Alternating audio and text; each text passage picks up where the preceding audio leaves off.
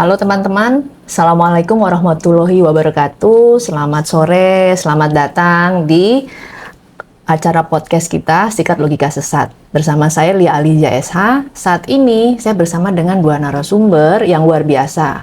Pertama, Mbak Dwi Anita Dahwerdani, Ketua Asosiasi Konsultan Hak Kekayaan Intelektual. Sebelah saya, saya panggilnya Mas Raffi. Syahrafi Dewanda. Betul. Penyanyi, pemusik, apalagi pencipta lagu yang sangat berbakat. Teman-teman jangan salah loh, Mas Raffi itu mau hadir di Java Jazz. Jadi jangan lupa nonton ya. Di bulan apa? Di bulan Mei tanggal 31. Jadi jangan lupa tuh cek di websitenya. Nah, hari ini kita mau bahas tentang plagiarisme. Topiknya, jika ciptaan lagumu bukan lagi jadi milikmu, bagaimana memperjuangkannya? Ini teman-teman harus dengerin, terutama nih ya, pekerja seni, tim kreatif, penyanyi, pencipta lagu, harus dengerin ini. Apalagi sumbernya adalah Mbak Dwi, yang udah berapa tahun Mbak? Udah dari tahun 92, udah berapa tuh ya? Udah separuh umurnya ngerjain HKI aja nih. Terus plus lagi ada yang benar-benar berkecimpung di dunia musik, Mas Raffi. Kita akan juga pengen denger nih sejauh ini apa sih yang diketahui tentang hal ini gitu ya. Jadi kita sama-sama sharing aja, kita santai ngobrol selama kurang lebih ya 45-60 menit ya. Jadi oh ya satu lagi, ini juga kita memperingati kebetulan kemarin ya 26 April World IP Day. Jadi ini dalam rangka kita memperingati Hari Kekayaan Intelektual Dunia. Jadi teman-teman, kita mulai aja ya. Sekarang diskusinya. Mungkin saya mau mulai dengan Mbak Dwi. Mbak, kan sekarang kita heboh tentang royalti ya.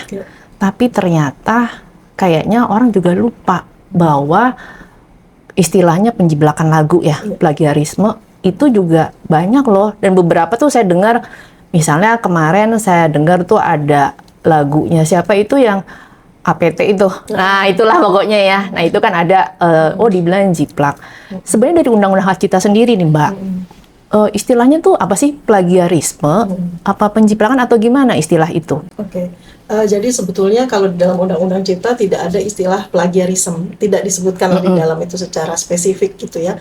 Tetapi memang di dalam Undang-Undang Hak Cipta itu kan diatur bahwa suatu ciptaan itu tidak boleh digandakan, tidak boleh diumumkan, tidak boleh diterbitkan dan sebagainya. Nah, sementara kalau misalnya digandakan itu kan berarti di-copy.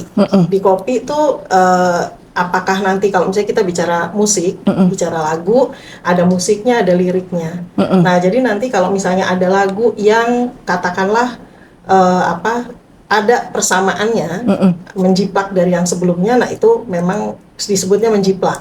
Gitu. Nah, memang Undang-Undang Hak Cipta beda sama yang dulu, maksudnya yang sebelum-sebelumnya kan sekarang nomor 28 tahun 2014.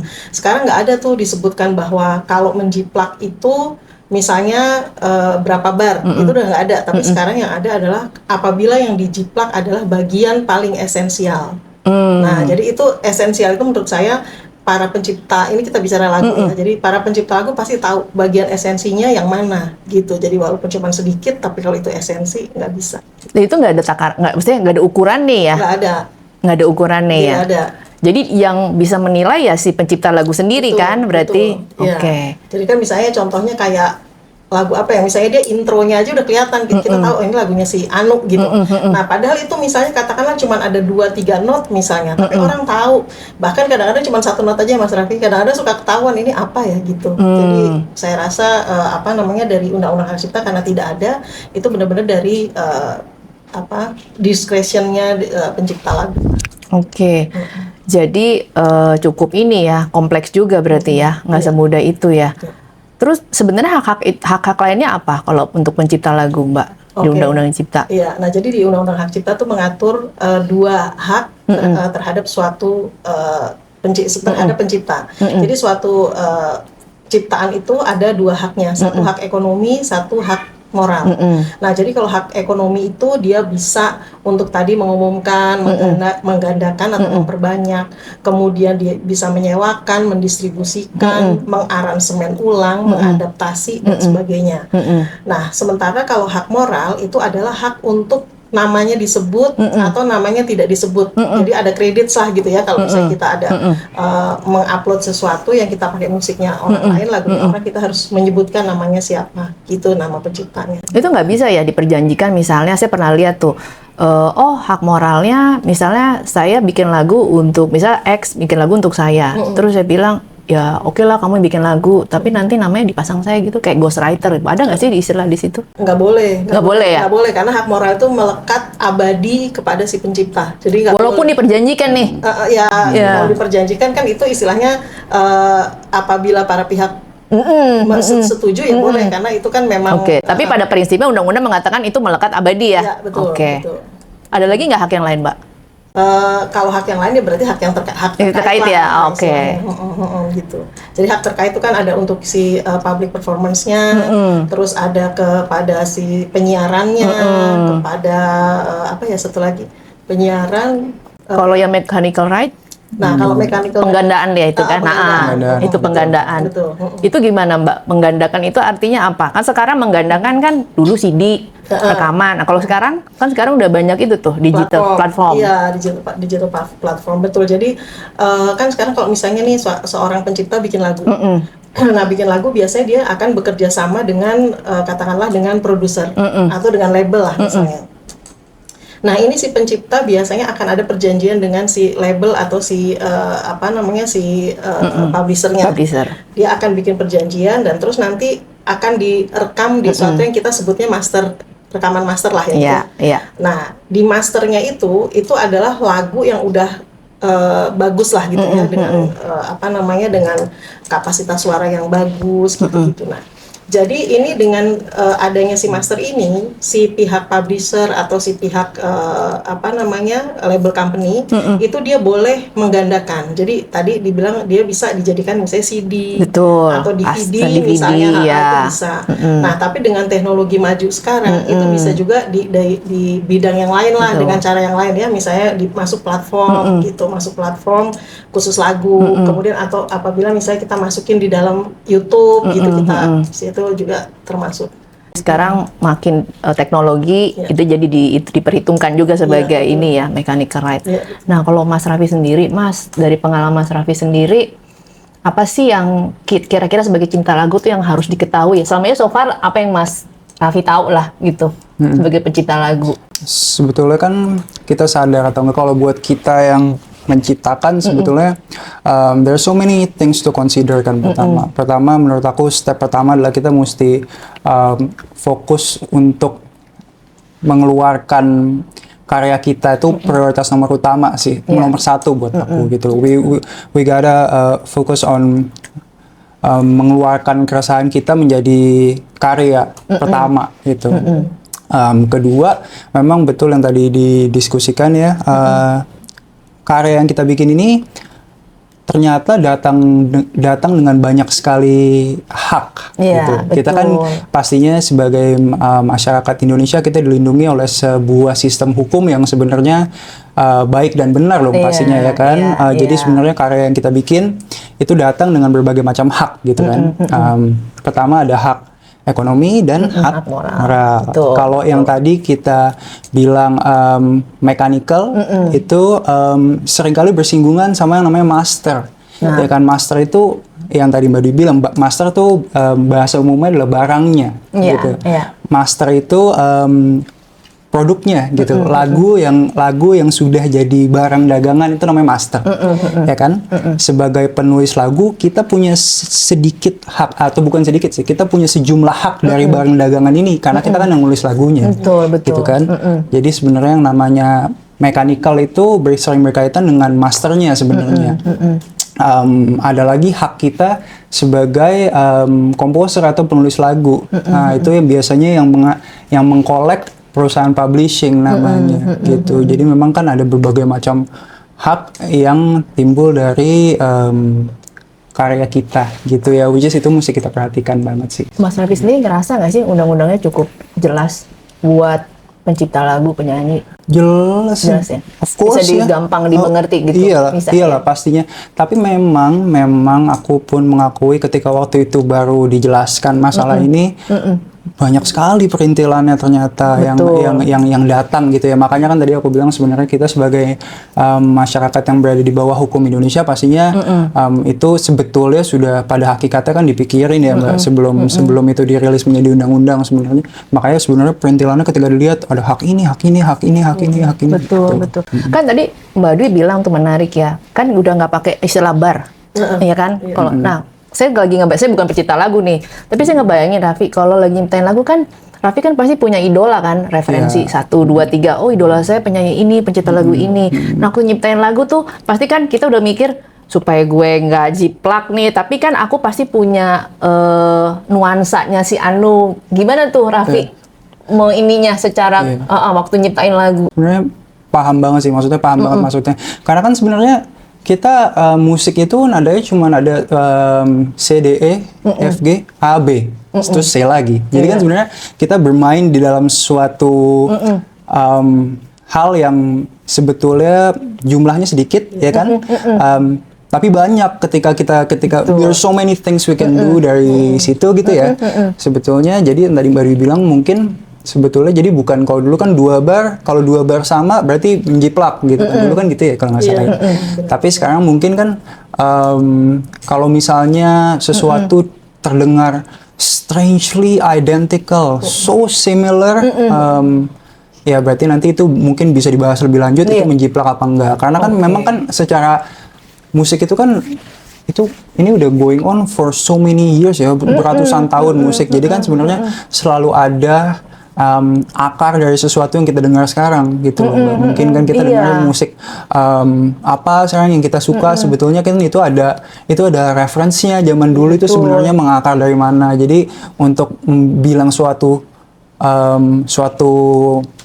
lagu itu sebenarnya menjiplak atau tidak susah gampang sih sebenarnya gitu ya. karena untuk sesuatu yang terdengar sama bisa jadi betul sama, bisa jadi enggak gitu loh. Karena kan sebetulnya ya gitu, musik kan udah berjalan lama sekali. Iya, gitu, apalagi kan kalau nuansa itu kan ya, nuansa lagu itu kan pasti ada ya. Iya, dan memang ada berbagai macam hal yang kita pakai di musik, mungkin progresi chordnya atau apanya itu sebenarnya memang standard aja. Jadi so many people sudah melakukan itu dan dipakai orang banyak. Misalnya ada beberapa misalnya chords atau progresinya gitu ya, jalannya chord tuh yang memang itu standard dan dipakai semua orang. Jadi sebenarnya dibilang sama, iya sama, cuman beda gitu. Beda ya. Nah kan itu dulu ingat Mbak Lia dulu zaman waktu kapan tuh ada kasus, bukan kasus, ada cerita pada waktu itu. Jadi ada penyanyi Indonesia yang bikin lagu. Nah kemudian dibilang lagunya itu mirip dengan lagu yang dari luar negeri lah gitu pada waktu itu. Nah tetapi ada pembelaan dari beberapa pencipta lagu yang dia bilang gini, karena kan kita mendengarkan musik dari kecil, dari bayi bahkan itu udah dengerin musik. Nah, jadi ada kadang-kadang musik yang nempel di pikirannya dia lah. Jadi pada saat dia bikin, mungkin itu ada sesuatu yang dia inget zaman dulu, jadi dia bikin gitu. Dia nggak mungkin secara itu udah unconscious levelnya ya berarti. Betul, dia nggak ngebayang bahwa itu dia dengan sengaja melakukan itu, tapi itu karena dia inget ada suatu notasi yang bagus yang nempel mungkin ya. Jadi itu akhirnya keluar seperti itu. Jadi tidak ada kesengajaan di situ lah. Gitu. Iya menarik. Nah tapi Mbak, pembuktian di pengadilan nih, Mbak pernah nggak sih nanganin plagiarisme? Nah itu kalau itu kan soalnya gini, undang-undang cipta nih, correct me I'm wrong ya. Itu ada perdata, ada pidana kan. Nah, terus kalau perdata atau kita ngomong perdata pidana lah, pembuktiannya gimana? Kan tadi kayak tiba-tiba saya nggak, kan kalau pidana kan jelas ya mens rea, ada intention akan memang mau menjiplak. Nah, itu kan membuktikan saya ada maksud. Saya bilang, saya gue dari bayi dengerinnya Frank Sinatra gitu. Kok tiba-tiba mirip lagunya Frank Sinatra, so why gitu kan? Betul. Jadi kalau aku biasanya begini. Jadi memang ini kan sesuatu hal yang quote and quote subjektif banget, ya kan, subjektif. Jadi sebagai pencipta mungkin merasa bahwa karena dia yang bikin lagu, dia tahu ini lagu gue banget gitu. Jadi walaupun orang nggak tahu, tapi si pencipta lagu tahu ini lagu gue banget gitu. Jadi biasanya yang dilakukan adalah saya ya suka melakukan kayak survei lah di di masyarakat gitu. Kalau kamu denger note seperti ini, kamu ingetnya lagu apa? Gitu. Nah, jadi itu yang dengan pendapat orang banyak, mereka tahu bahwa ini mirip apa nggak sama lagu yang itu, gitu. Jadi itu agak lumayan. Jadi kita bisa menghilangkan subjektivitas dari si pencipta untuk bilang bahwa ini mirip gitu sama apa ya? Gitu. Kalau udah orang umum yang bilang kan mau bilang apa ya? Orang dengarnya memang itu mirip gitu. Soalnya saya mikir gini kan sekarang lagu tuh ada synthesizer ya, yang apa sih? Bener ya sih ngomongnya gue, nggak yang apa sih kayak dia diprogram gitu kan, programming gitu kan, yang sekarang pakai apa? Di ini contoh deh lagu-lagu K-pop tuh ya, itu kan kalau di kuping ya, kuping saya lah at least ya, itu mirip loh. Maksudnya tiba-tiba terus even suara laki-lakinya aja K-popnya itu bisa mirip banget. Terus bilang, saya itu kayak anak saya, itu grup siapa yang nyanyi? Oh ini, dia tahu ya. Taunya dari mana? Gitu kan? Nggak, soalnya kalau si X nyanyi tuh ada cokoknya gitu kan. Tapi lagunya mirip. Tapi mereka kayak itu kan sebenarnya waktu saya pergi ke sana ya kan saya masuk ke studionya. Ternyata kan dia ada ininya kan kayak komputer gitu. Terus dia kayak udah diprogram. Jadi untuk si perusahaan ini tuh lagunya begini. Jadi satu grup yang lain mungkin kurang lebih ya mirip gitu kan. Karena kan itu mungkin tren juga kali ya. Kalau misalnya saat ini trennya lagi trennya begitu ya, Raffi ya. Mungkin ya. Sebetulnya kan yang kita bilang musik pop kan singkatannya populer. Memang yang kita bilang musik pop sekarang memang ya yang tadi kita bahas memang secara chordal mungkin simpel sekali dan memang kan banyak kesamanya gitu loh. Tapi kalau bicara dari sisi kreatif atau penulisan untuk aku yang menulis lagu sebenarnya menjiplak tuh susah banget loh Mbak. Sebenarnya susah loh untuk menjadi orang lain tuh hampir nggak mungkin sih. Kalau kita memang pengen menulis sendiri ya dan memang berusaha mengejar orang lain gitu menjadi orang lain tuh sebenarnya susah banget loh. Nah, untuk menjiplak tuh sebenarnya susah banget. Jadi kalau sesuatu terdengar weirdly similar, probably itu memang sengaja ingin menjiplak sih sebetulnya gitu maksudnya. Karena untuk membuat dua hal yang sama itu susah banget loh sebenarnya. Jadi kalau memang suatu dua lagu nih sama persis notasi dan chordnya, probably memang ada intention untuk menjiplak sih. Karena it would be almost impossible to be literally be Ed Sheeran gitu, susah banget loh. Kayak hampir nggak bisa loh. Jadi untuk kalau memang sama ya probably memang ada niatnya sih. Seperti yang Mbak bilang tadi gitu. Iya karena kan itu kalau pidana kan harus dibuktikan. Bahkan ya mens rea kan karena pidana berat. Kalau saya mau tanya Mbak, kalau misalnya nih ya ada satu penjiplakan lagu, yang paling efektif adalah lapor pidana berarti atau dua-duanya aja? Kalau saya lebih kepada pidana lah. Pidana ya. Tapi lama prosesnya loh. Lama betul. Tapi kan kita istilahnya kalau di pidana itu kita tuh bisa diskusi dengan kita gelar perkaranya dengan polisi itu bisa lebih matang. Soalnya kalau kita di perdata kan kita nggak ada gelar perkara, kita cuma pendapat saya itu pendapat dia, ya udah ntar hakim tinggal mau seperti apa gitu. Tapi kalau pidana kita ada gelar perkara, jadi kita bisa diskusi di situ. Kalau saya ya, itu lebih enak. Terus, tapi tergantung mau tujuannya apa nih. Ya itu tadi saya mau nanya tuh tujuannya apa dulu tuh. Tujuannya apa dulu? Kalau tujuannya adalah untuk katakanlah shock terapi gitu ya, shock terapi ya mungkin pidana lebih pas. Iya. Cuman kalau dia mau ada hal lain mungkin perdata lebih ini. Tapi memang kalau pidana lebih menguras tenaga dan pikiran lah yang paling. Iya, betul. Iya. Dan kalau dari Mbak Dwi sendiri ya, tanpa bermaksud kita mengkritik ya, tapi kalau Mbak lihat dari aparat gitu ya, pemerintah sendiri kurang lebih kita memiliki pengetahuan yang sama nggak? Jadi ini tergantung dari kasusnya. Iya. Kalau misalnya mengenai lagu gitu ya, mengenai lagu, mungkin mereka dari pihak aparat itu mereka udah paham lah kalau lagu itu seperti apa, ada lirik, ada musik gitu kan. Nah, itu bisa diketahui apa menjiplak atau tidak dengan memanggil ahli di bidang, misalnya penyanyi lah dipanggil gitu ya untuk dimintakan keterangan. Nah, tetapi kalau halnya bukan musik atau misalnya perkaranya bukan cuma plagiarisme misalnya gitu ya, itu mungkin akan butuh lebih banyak waktu dan pikiran untuk meyakinkan atau untuk kita diskusi bareng-bareng gitu. Karena kadang-kadang kalau dulu saya pernah ada kasus tapi ini bukan kaitannya dengan musik. Jadi dulu tuh ada namanya sarana kontrol teknologi kan. Nah itu I know. kita sulit banget untuk ngasih tahu ke polisi bahwa ini adalah pelanggaran hak cipta karena telah dirusak sarana kontrol teknologinya gitu. Nah itu sulit karena mereka nggak paham gitu apa itu sarana kontrol teknologi gitu. Ya, berarti tantangannya sampai sekarang juga PR-nya kalian masih banyak ya? Iya masih banyak karena begini, polisi itu kan sama lah, polisi, hakim sebetulnya kendalanya itu kan mereka ada promosi. Jadi misalnya mereka udah pelatihan, dia udah ngerti ini soal haki, karena haki kan spesifik Betul, banget ya. betul. Jadi mereka udah pelatihan, udah apa, tapi terus nanti dia dipindah ke bagian yang nggak pegang haki. Iya. Terus yang di tempat haki ini orang baru lagi. Jadi Iya. kayak gitulah. Jadi itu memang kendala di lapangan lah. Ya karena mereka biasa mutasi promosi Iya, juga ya, pindah-pindah kita itu juga nggak iya. bisa nahan dia untuk di sini kan, Dan karena dia mau promosi. lagi kasusnya jalan tiba-tiba orangnya ganti gitu kan, itu kita biasa. mulai lagi, iya betul. Kita mulai lagi dari nol kan itu. Iya betul. Ya gitulah. Menurut Mas Raffi, do you think that enforcement bagus nggak di Indonesia? Masih terlindungi nggak? Yes, of course. Ya, seperti yang Iya. aku bilang tadi sebenarnya. Makanya pas aku waktu itu pertama kali rilis dan aku daftar perusahaan distribusi dan publishing, ternyata memang kita sebagai yang melakukan ya kita dilindungi kok sebetulnya sudah ada berbagai macam pasal di undang-undang dan sistem sejumlah hal yang sebetulnya sangat amat memadai kita untuk bikin sesuatu ya. Makanya tadi aku bilang yang pertama untuk aku sebagai penulis, pencipta lagu, penyanyi, sebetulnya hal yang paling penting dan utama buat aku, buat kita ya, itu adalah ya bikin sesuatu gitu. Iya. Iya sih. Udah berapa lagu Mas Raffi nyiptain lagu? Berapa puluh Berapa puluh? yang udah keluar ya. Udah berapa puluh? Dan sekarang lebih banyak platform ya kalau musisi sekarang ya, dibanding ngeluarin. Karena digital streaming platform tuh revolutionary sekali sih buat kita waktu itu ya. Karena kan 10 tahun lalu pas aku pertama keluar kan kita masih ngeluarin CD ya, jadi memang betul. distribusinya terbatas. Karena kan itu fisikal.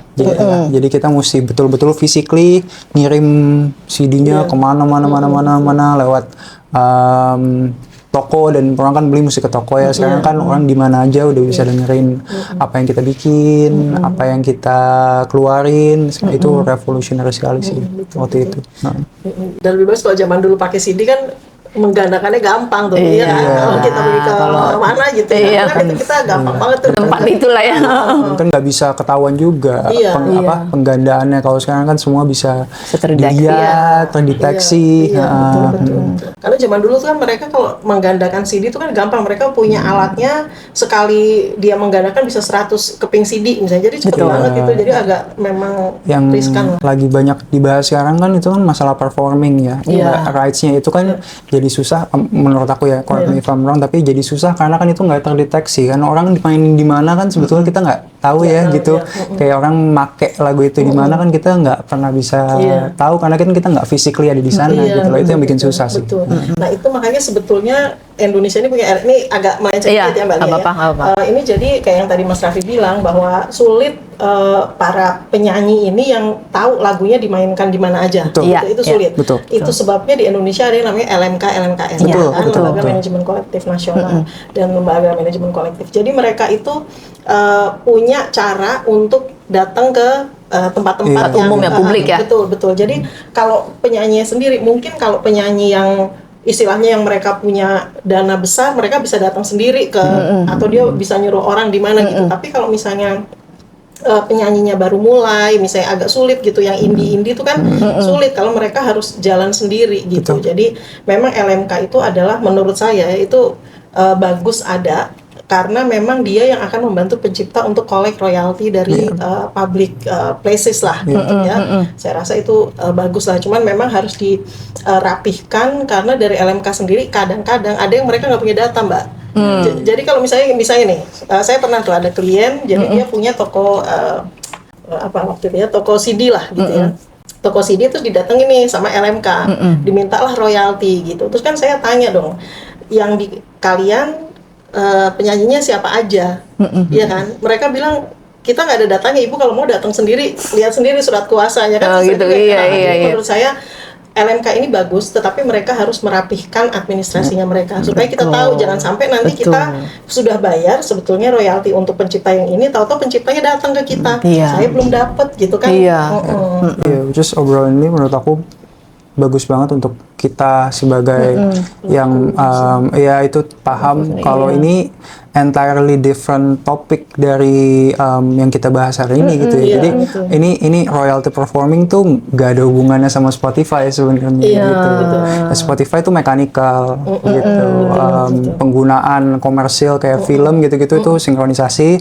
Yang ini performing nih kayak entirely different chapter nih, gak ada hubungannya sama Spotify gitu. Aku lihat beberapa topik di internet soalnya ini royalty di stream di Spotify segini kok royalty performingnya kecil. Nah itu sebenarnya nggak ada hubungannya tuh gitu. Nah itu tuh jadi gimana tuh Mbak, emang berbeda ya?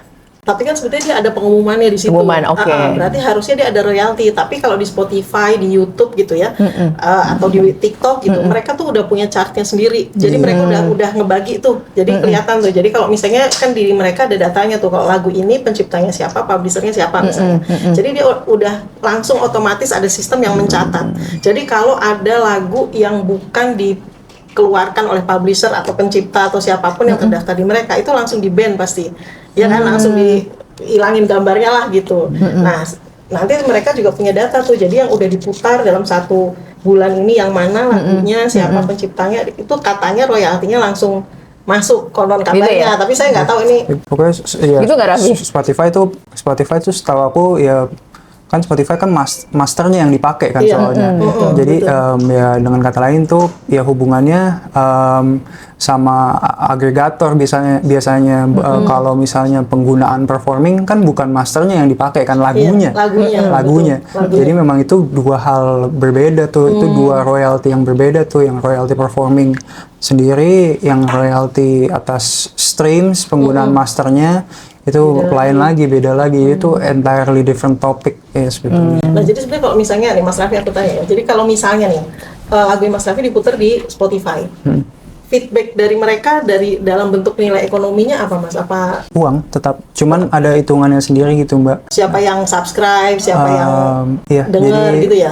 kan Spotify itu sebagai digital streaming platform kan dia nggak handle artis langsung ya, karena kan artis banyak sekali kan, jadi mereka juga nggak mungkin hands on langsung ke tiap-tiap artis. Jadi biasanya kita naikin musik kita lewat yang namanya agregator. Jadi ada pihak ketiga yang menaungi artis-artis tergantung mereka daftar sama agregator yang mana ya. Banyak lah agregator di Indonesia sekarang, ada Believe namanya, ada ya macam-macam, ada CD Baby, ada TuneCore. Nah dari agregator itu kita submit ke agregator, lalu mereka naikin musik kita ke digital streaming platform macam-macam gitu sih. Nah jadi benar dari Mas Raffi bilang itu nggak ada royalti sama sekali, ya kan? Karena dibayarnya adalah bukan royaltinya, tetapi adalah orang mendownload itu dan sebagainya gitu. Jadi bukan ada royaltinya. Iya, itu ada hitungannya ya, mungkin per streams itu berapa, dan itu pun dibagi lagi sih sebetulnya. Dibagi lagi sama berapa persen ke agregatornya, berapa persen potongannya ke siapa lagi, ke Spotify juga ada kan, nanti end produknya ke kita. Tapi kan balik lagi itu yang dipakai masternya gitu. Yang rame sekarang ini performing, yang dipakai bukan masternya, yang dipakai lagunya sebetulnya. Makanya sering ada kaitannya sama yang nulis, karena lagunya yang dipakai bukan masternya gitu. Jadi memang itu totally different source of income sih sebetulnya. Hitungannya pun beda. Jadi makanya tadi aku bilang hanya karena stream saya 2 juta bukan berarti royalty performingnya akan tinggi juga, karena itu nggak ada hubungannya. Gitu loh. Itu 2 hal yang berbeda tuh. Nah tapi mungkin nggak sih Mas, misalnya Mas Raffi ini lagunya ya, masternya ada lebih dari 1 mungkin? Mungkin dong. Sangat mungkin, karena ya. master itu kan yang tadi kita bahas, master itu kan barangnya. Barangnya. Bukan lagunya loh. Master tuh hasil kreasi and produk dari sebuah lagu. Jadi misalnya lagunya judulnya misalnya Cinta. Ada Cinta master yang dinyanyiin sama A, ada Cinta yang dinyanyiin sama B, Cinta yang direkam dengan akustik dinyanyiin sama siapa. Itu 3 master berbeda tuh gitu. Tapi lagunya sama. The thing is adalah Raffi tuh pelaku dan dia pengen tahu ininya, haknya gitu. Jadi kan Raffi tahu apa yang harus lakukan gitu, apa yang mesti dilihat gitu kan. Iya, maksudnya itu aja sih yang menurut aku, kayak kita tadi mungkin kadang nggak sadar kalau yang kita bikin ternyata datang dengan berbagai macam hak ya, dan plus dan ya yang mesti ya jangan sampai yang ternyata kita mesti dapat ternyata kita nggak dapat gitu. Dan sebaliknya juga sih, jangan sampai ada hal yang seharusnya kita tidak lakukan ternyata karena nggak tahu kita lakuin gitu sih. Nah, Mas Raffi dulu belajarnya gimana? Kan kadang-kadang nih ada nih kalau musisi yang indie itu mereka kadang-kadang nggak tahu tuh, nih lagu mau dibawa, saya bikin lagu mau dibawa kemana, terus akhirnya mereka karena nggak tahu, terus misalnya nih ada label company dia bilang udah deh lagunya saya beli deh gitu, udah nggak ada perjanjian yang lebih spesifik, cuma bilang lagumu saya beli. Nah, tetapi kan yang dibeli itu kadang kan kita harus tahu tuh perjanjiannya untuk apa aja nih, apa mechanical right-nya doang, apa gitu, semuanya gitu kan. Nah, itu biasanya kalau yang indie tuh suka mereka nggak paham, jadi mereka kasihan sebenarnya lagu mereka bagus, tapi terus dibeli sama label. Tapi kan memang kalau label tuh kan karena mereka memang punya channelnya banyak lah, mungkin nanti musiknya jadi bagus, jadi terus booming gitu misalnya. Sebetulnya menurut aku waktu itu kan aku juga tahu hal-hal ini karena waktu itu berbicara sama perusahaan publishing juga waktu itu pertama-tama, dan saat aku mulai menulis lagu untuk orang lain waktu itu juga akhirnya kan aku juga ternyata aku baca ternyata ketentuannya seperti ini ya gitu. Sebenarnya learning by doing juga aja sih Mbak. Dan tapi kan sebetulnya yang tadi aku bilang ya, sebetulnya sistem hukum kita dan undang-undang kita sudah melindungi kita sebenarnya, tentang tinggal kita prakteknya aja sebenarnya kayak gimana. Cuman sekarang pun menurut aku perusahaan publishing pun juga sangat-sangat membantu sih dalam hal seperti ini. Makanya sebenarnya untuk penulis lagu ya penting banget untuk kita kerjasama sama perusahaan publishing gitu ya. Karena mereka dia yang distribute ya. Mereka kan kalau publishing kan tugasnya menjaga dan mengkolek hak sebagai penulis lagu. Kalau publishing kan fokusnya komposer gitu. Ya. Tapi dia mendistribute juga nggak sih dia? Enggak, kalau publishing enggak. Dia hanya mengkolek dan menjaga hak sebagai penulis lagu. Makanya yang tadi kita bilang hak kita sebagai komposer tuh ada section tersendiri lagi. Itu berbeda, hampir totally different sama hak atas masternya gitu loh. Kalau komposer itu dilindungi sama perusahaan publishing, makanya penting banget untuk kita stand up sama perusahaan publishing. Mereka nanti tugasnya menjaga lagu-lagu kita, dan juga mereka ada tugas juga mencari potensial penggunaan komersial lagu-lagu kita juga. Itu tuh partly ada di publishing tuh. Kalau label setahu aku ya label fokusnya terhadap masternya aja, karena kan masternya punya label gitu kan. Barang dagangannya punya mereka pengen jual barang dagangannya. Kalau perusahaan publishing tuh fokusnya penulis lagunya, orangnya nih gitu, komposernya gitu.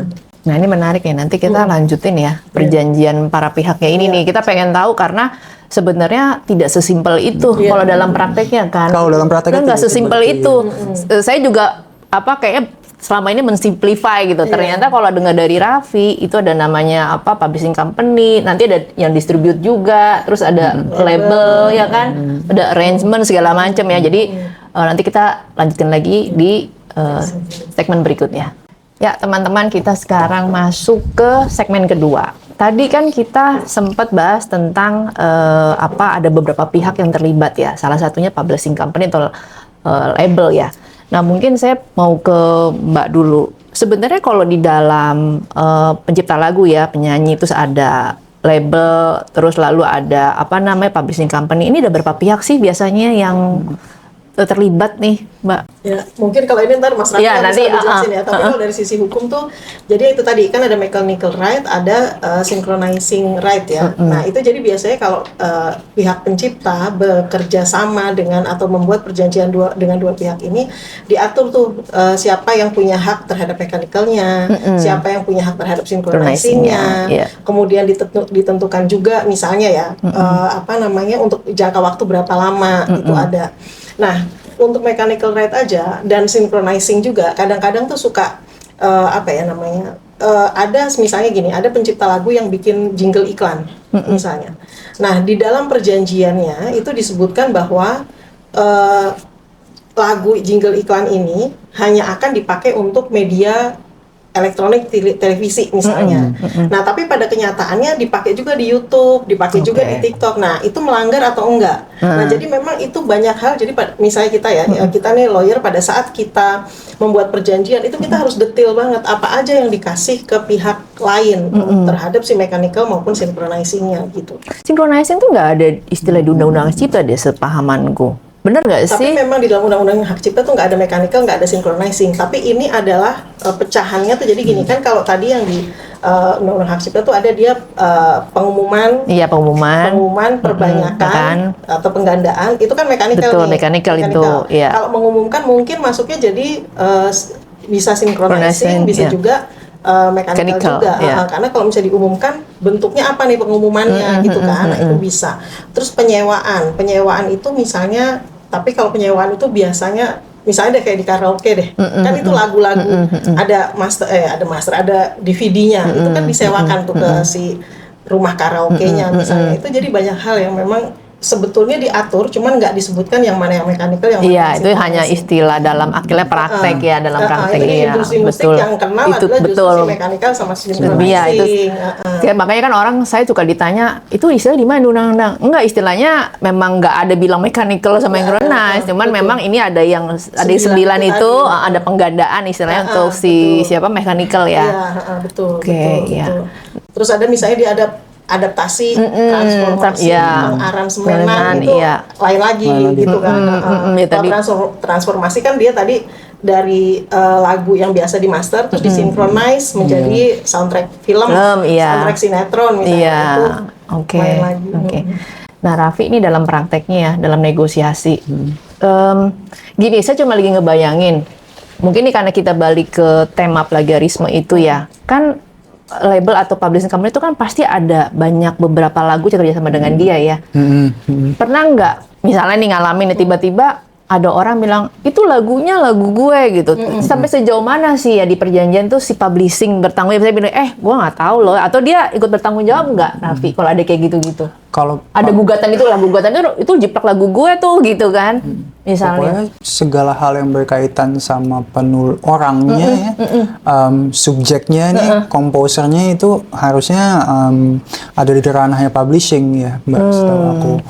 Segala hal yang berkaitan dengan barangnya, masternya, itu yang punya master, which is dia bisa jadi labelnya, bisa jadi artisnya, ya makanya kan itu makanya kita tadi agak it's a little bit more kayak trickier karena sebenarnya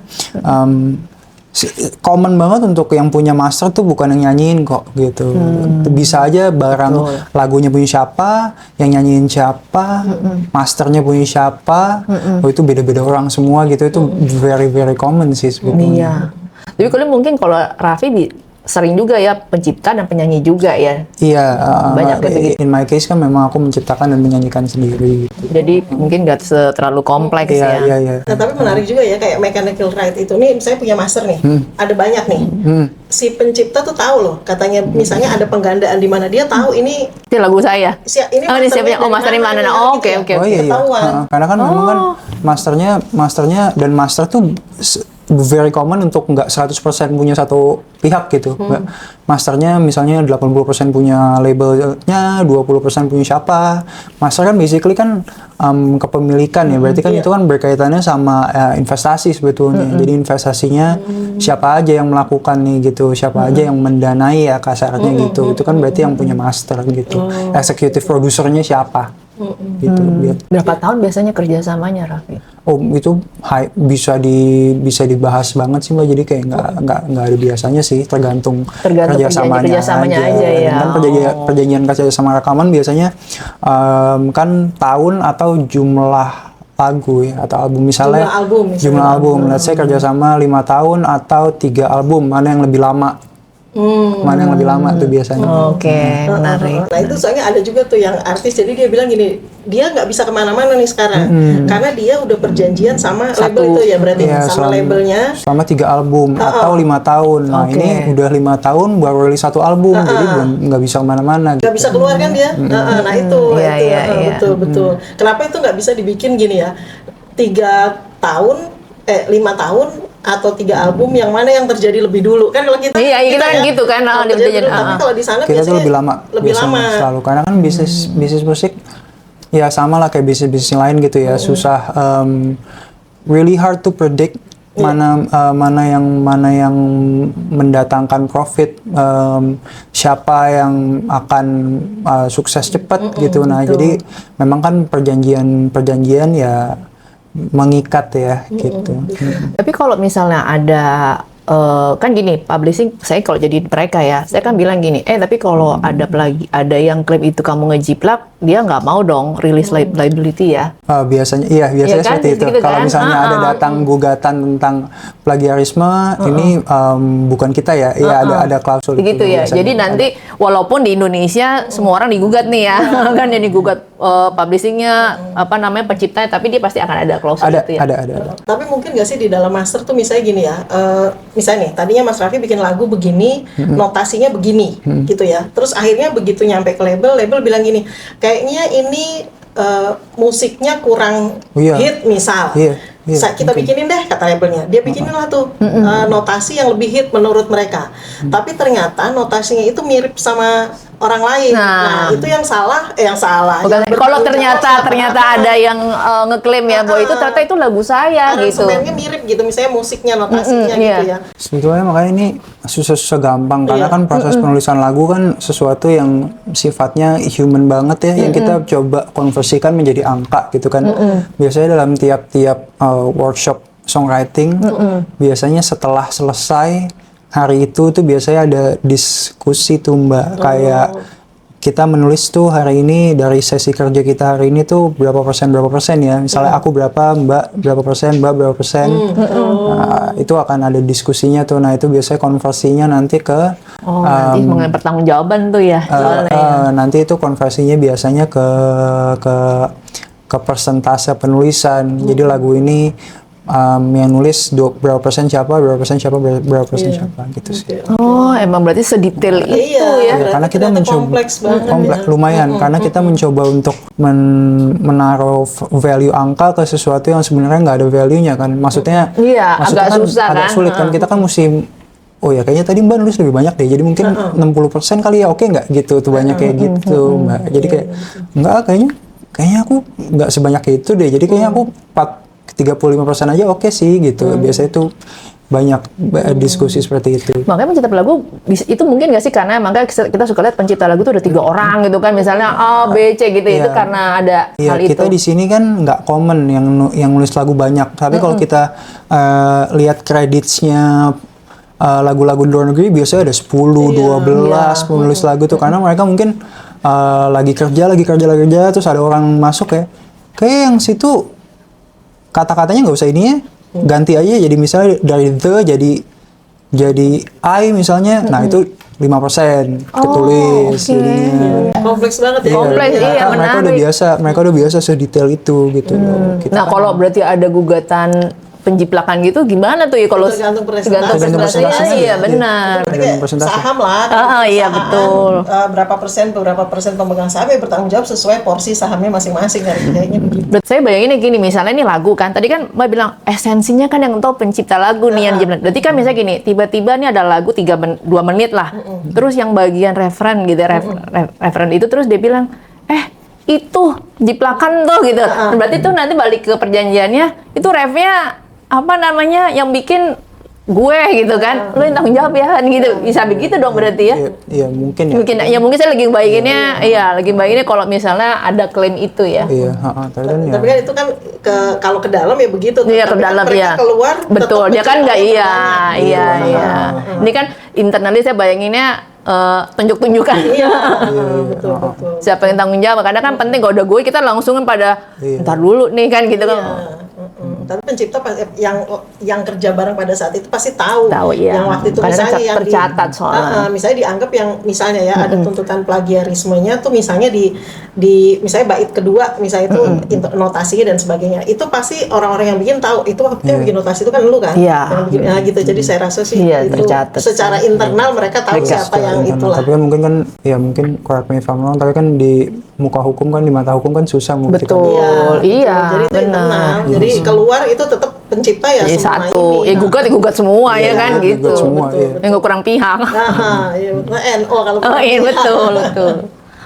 Oke, kita mulai dengan pertanyaan kali ya. Ada pertanyaan nggak? Ada pertanyaan? Yes, ada titipan pertanyaan. Ditujukannya sama Mbak Dwi ya. Mbak Dwi, jika ada penyanyi yang ingin daur ulang lagu, bagaimana dengan pekerja kreatif untuk melakukannya sementara ada produser atau publishing yang memasarkannya? Oke. Ini kayaknya Mas Raffi nih kalau yang sebagai apa? Sekaligus pencipta ya. Jadi kalau dari sisi dari Undang-Undang Hak Cipta, kalau misalnya mau daur ulang lagu, berarti yang pertama harus dilakukan adalah kita lihat penciptanya siapa nih. Nah, berarti kita harus datang ke pencipta. Saya bilang bahwa saya mau mendaur ulang lagu ini, boleh atau tidak. Nah, itu nanti akan ada perjanjiannya. Misalnya nanti harus ada kompensasi dan sebagainya. Nah, begitu juga ntar kalau untuk ke publishing dan sebagainya, itu pencipta menurut saya harus tahu gitu mengenai hal itu. Gitu kira-kira. Nah, mungkin Mas Raffi mau nambahin, Raffi mau Boleh. nambahin. Pokoknya sih kan tadi kita sempat bahas tuh ya, lumayan panjang, tapi to put this dengan cara yang lebih simple dan mudah dimengerti, pokoknya ketika kamu mau pakai lagunya, mau mendaur ulang kan berarti mau pakai lagunya ya. Kita mesti, benar kata Mbak Dwi, kita mesti cari tahu penulis lagu siapa dan dia itu daftar di publishing mana. Itu udah, kalau kita mau pakai lagunya, urusannya berarti sama yang bikin kan, yang nulis. Kalau mau pakai masternya, mau pakai rekamannya, yaitu carinya rekamannya punya siapa gitu kan. Pertanyaan yang kedua. Oke, pertanyaan kedua. Kalau misalnya ada pencipta lagu masih awamnya masih muda, tapi lagunya dipakai nih, terus dibeli putus, ya kan? Kemudian ternyata lagu itu booming, gitu kan? Nah, kira-kira gimana tuh langkah-langkahnya? Ternyata dia boleh nggak ngakuin itu lagu aku, gitu loh? Itu sebenarnya aku yang bikin. Boleh nggak dia mempublikasikan bahwa dia adalah penciptanya, sementara ternyata yang nulisnya akhirnya orang lain? Nah, itu Mbak Dwi gimana tuh? Itu hak moral nggak tuh? Hak moral, itu ada hak moral. Karena kan dia yang menciptakan, karena dia yang menciptakan, dia punya hak untuk memaksa orang lain, meminta orang lain memakai namanya untuk mencantumkan namanya sebagai pencipta. Penulis lagu itu harus di situ disebutkan. Jadi nggak bisa kalau orang main bikin terus main mengumumkan tapi nggak menyebutkan kreditnya nih siapa punya. Nah, sebetulnya di Undang-Undang Hak Cipta yang sekarang itu ada loh, kalau jual putus tuh harus kembali 25 tahun. Benar-benar ya, itu kita udah pernah dibahas rame-rame tuh. Jadi benar, jadi kalau misalnya nih saya pencipta lagu yang baru banget, saya nggak ngerti harus kemana, saya akhirnya datanglah misalnya ke mana nih, publisher ya?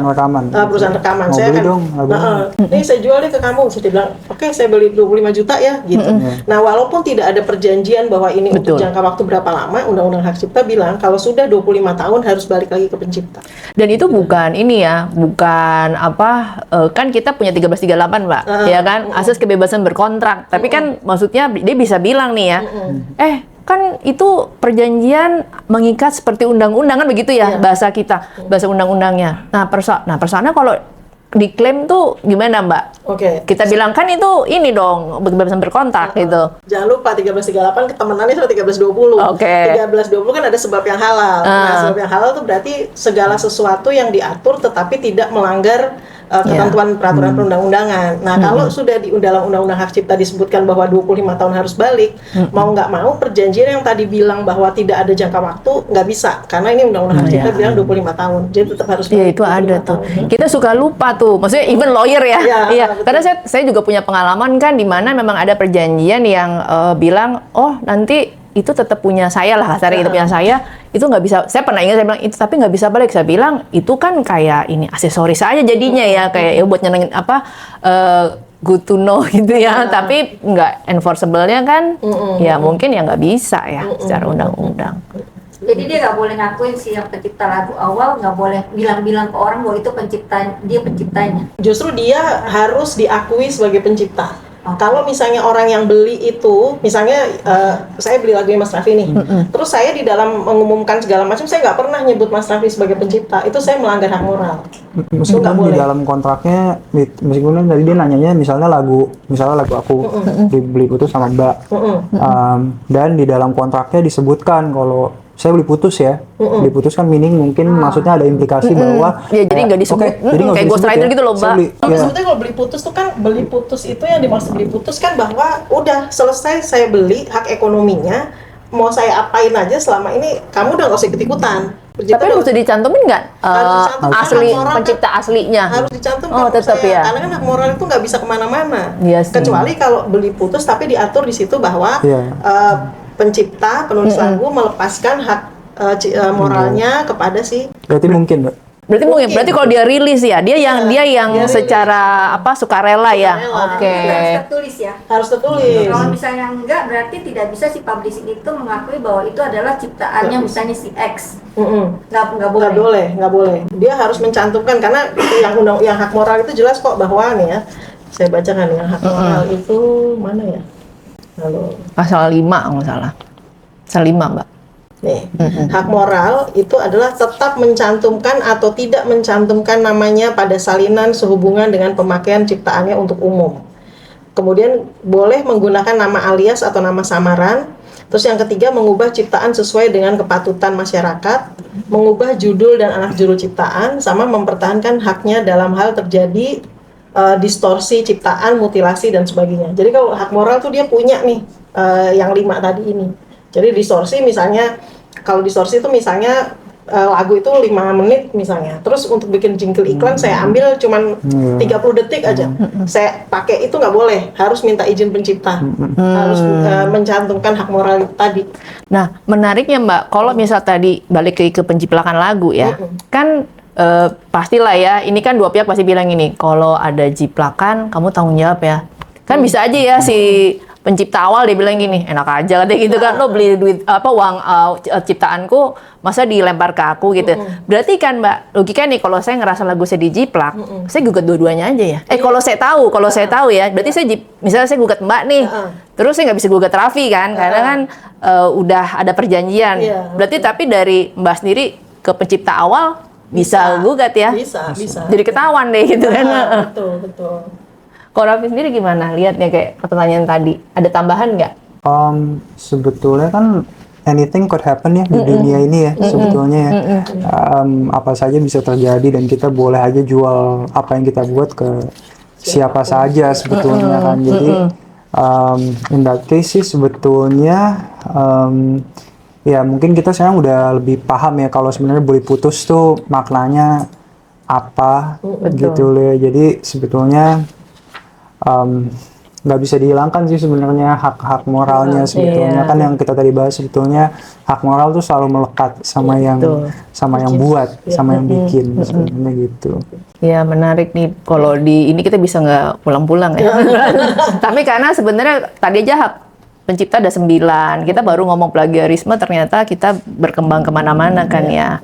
Ada pertanyaan lagi nggak sebelum kita mengakhiri? Jadi mungkin tips buat para penulis lagu yang mungkin yang masih pendatang baru, kira-kira apa tuh yang harus dilakukan biar mungkin nanti paham tentang hak moral maupun hak ekonomi, karena kan pada dasarnya banyak pencipta film muda mungkin dia nggak terlalu paham secara detail seperti tadi Mas Raffi detail banyak gitu ya. Kira-kira tipsnya apa tuh Mbak Dwi supaya nanti dia kan pas lagi booming, tapi kenapa ini kok pakai nama si X sih ya kalau langkahnya tips-tipsnya. Oke, kalau menurut saya yang pertama adalah sebagai pencipta lagu, dia harus tahu bahwa dia memiliki hak ekonomi dan hak moral. Itu dulu yang dia harus tahu. Kemudian pada saat dia melakukan kerjasama dengan pihak lain, berarti dia harus ngatur tuh di dalam perjanjiannya hak ekonominya apa saja yang dia berikan kepada pihak lain, hak moralnya dia harus bilang dia tetap pertahankan atau dia akan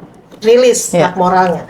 Tapi hak ekonomi itu dia harus jelas. Jadi misalnya tadi untuk yang dikasih ke si publisher misalnya apa aja haknya gitu. Apakah hanya untuk membuat mechanical right-nya, misalnya hanya untuk bikin CD, masuk platform dan sebagainya, atau termasuk synchronizing-nya gitu. Jadi apakah nanti kalau misalnya dia mau dijadikan soundtrack film, soundtrack musik itu gimana, harus bilang ke siapa gitu. Nah, jadi saya rasa itu penting itu untuk tahu. Dan tadi Mas Raffi juga sudah menyampaikan bahwa publisher itu bagus kok mereka jelasin sejelas-jelasnya kepada si pencipta lagu apa saja yang harus diperhatikan. Jadi saya rasa mungkin kalau bagi pencipta lagu yang baru nih, carilah publisher yang baik, yang bagus supaya kalian bisa mendapatkan ilmu yang banyak dan kalian tahu apa saja yang menjadi hak kalian. Berarti kalau misalnya nih satu nih ya, berarti kalau misalnya perjanjiannya selesai, terus satu lagu dibikin untuk misalnya taruhlah jingle iklan gitu ya, berarti kan harusnya yang bikin jingle iklan itu datangnya ke si pencipta lagu dong ya? Iya, betul. Iya kan, karena betul. udah berakhir kan? Iya, sudah berakhir, betul. Jadi pencipta lagu langsung ya, oke, untuk mendapat izin ya. Iya. Nah dari Raffi sendiri? Kalau buat iklan, kalau yang dipakai masternya tergantung yang punya masternya siapa sih Mbak. Oh gitu, Karena kalau yang biasanya master kalau- pencipta lagu gimana tuh? Iya, nggak ada masalah. Cuman kalau biasanya kalau yang punya master label, master akan jadi punya label selamanya sih. Oh Selamanya. gitu, oh selamanya ya, Setahu aku oke. ya. Dalam kontrak rekaman biasanya master tuh akan jadi punya label selamanya. Nah itu yang Kalau yang soundtrack? Kalau yang soundtrack kan yang kita mau pakai kan masternya. Yang mana? Oh. Masternya biasanya kan kita nggak soundtrack kan nggak kecuali ada kita rekaman baru. Nah itu tergantung perjanjiannya lagi tuh. Berarti kan ada sinkronisasi di dalam situ, iya. Tapi kan ada kalau masternya dipakai juga berarti mesti izin juga ya gitu deh. Iya. Nah itu kasus yang di luar negeri itu ada Taylor Swift, dia karena dia nggak bisa dapat master entahlah gimana, akhirnya dia bikin lagi master yang baru. Iya. Bisa bikin master yang baru sehingga dia terhadap master yang baru ini dia bisa melakukan. Iya, karena dia nggak dikasih tuh masternya, yang dia nggak boleh beli Sama si publisher ya? sama si labelnya. Labelnya, oke. Dia nggak dibolehin beli tuh, dia nggak dibolehin punya masternya gitu. Jadi dia ya udah aku bikin aja yang baru lagi gitu. Berarti menarik nih. Berarti kalau misalnya nih kita 3 pihak ya, Mbak Dwi pencipta lagu, saya publisher, terus kita punya perjanjian nih, terus abis nih masanya.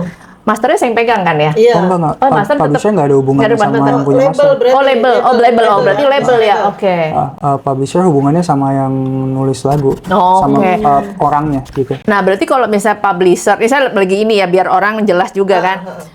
Ini saya publisher, terus Mbak pencipta lagu, kan Mbak Dwi bikin lagu nih ya. Iya. Nah terus kan saya kan yang keep rekamannya, berarti saya masternya bukan ya? di label. Di label, oke. Berarti ada 3 lagi, satu lagi ya. berarti Berarti ada 3 ya. Berarti ada 3. Jadi biasanya nanti begitu aku mau terbitin lagunya, Mbak Dwi, misalnya Mbak Dwi daftar ke perusahaan publishing yang Mbak Luzia, Mbak Dwi bilang, aku ada lagu ya, ini mau rilis tanggal segini nih, yang rilis si label ini gitu. Oke. Dan hak dan kontrak publishing bisa per lagu, bisa eksklusif. Kalau eksklusif berarti yang dilindungi tuh Mbak Dwi-nya sebagai penulis lagu. Kalau nggak eksklusif berarti lagunya aja satuan. Oke. Nah tuh banyak banget ya. Tapi mungkin nggak label jadi publisher. Nggak boleh dihukum setahu aku di undang-undang diatur kalau perusahaan rekaman tidak boleh nggak boleh menjadi perusahaan publisher juga gitu. Jadi itu harus 2 entity berbeda biasanya.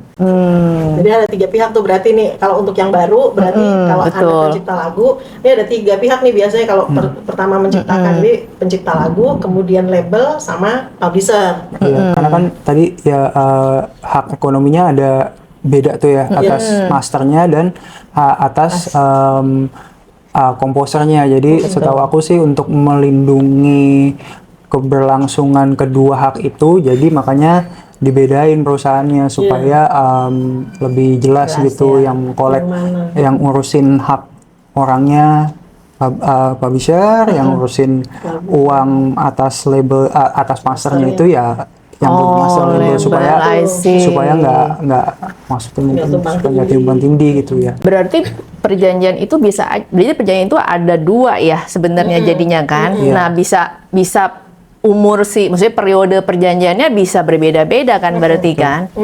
Iya.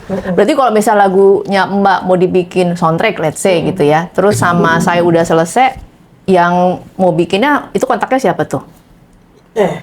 Master. Iya. Ngambil dari master. Label dong. Iya. Dari master, betul. dari label. Nah, tadi kalau kayak Mas Raffi bilang, master itu nggak ada deadline-nya, nggak ada end of period-nya. Jadi sekali aku kasih master ke Mas Raffi ke label gitu ya. Nah, label ini akan tetap keep itu sampai kapanpun. Kalau aku yang mendanai ya. Kalau Iya label betul. yang mendanai itu, ya. Karena kan biasanya label pasti mendanai dong biasanya. Apa nggak mungkin? Enggak juga ya, nggak selalu begitu ya. Nggak, Oh, iya tergantung perjanjiannya sih. Itu tadi yang Mas Raffi bilang ada banyak pihak. Jadi ada label, mungkin ada investornya. Karena kan ada kontrak yang namanya master's license juga. Jadi aku meminjamkan masternya ke siapa, menyewakan masternya ke siapa gitu dalam tanda kutip. Oke, untuk 10 tahun aku kasih license atas masternya ke kamu ya. Jadi kamu yang kelola penggunaannya misalnya gitu. Bisa juga sih. Jadi sebetulnya yang punya master aku, tapi untuk berapa tahun aku pinjemin ke siapa gitu untuk diolah, dikelola gitu, bisa juga sih. Oke, berarti kalau ini selesai, publisher sama si pencipta ini bisa ngasih lanjut nih ya. Ya kan pencipta lagu sama label bisa aja ya. Iya, jadi sebetulnya ya anything kan bisa Bisa terjadi, apapun ya. Apapun yang jelas. Ya untuk sekarang sih, jadi ya ada dua hal besar yang mesti di take care. Pertama kayak buat penulis lagu ya, publisher tuh penting banget. Nah, Raffi ini terakhir untuk pencipta lagu, untuk mencegah penciptakan lagu tuh gimana? Tipsnya sebagai pencipta lagu? Karena kalau buat aku ya sebetulnya ya kan tadi ya kita sempat bahas tentang importance-nya berkarya. Menurut aku buat kita ya pertama adalah you need to actually make something. Menurut aku itu yang paling penting. Berkreasi terus ya, bikin lagu-lagu bagus, bikin karya yang baik itu paling penting sebelum yang lain-lainnya gitu menurut aku. Karena menurut aku pada hakikatnya it's very hard to be somebody else loh. Iya. Sebetulnya susah banget loh untuk jadi orang lain tuh. Kayak hampir nggak mungkin deh kalau kita nggak niat gitu ya. Jadi first thing first adalah kita mesti terus bikin sesuatu yang bagus sih.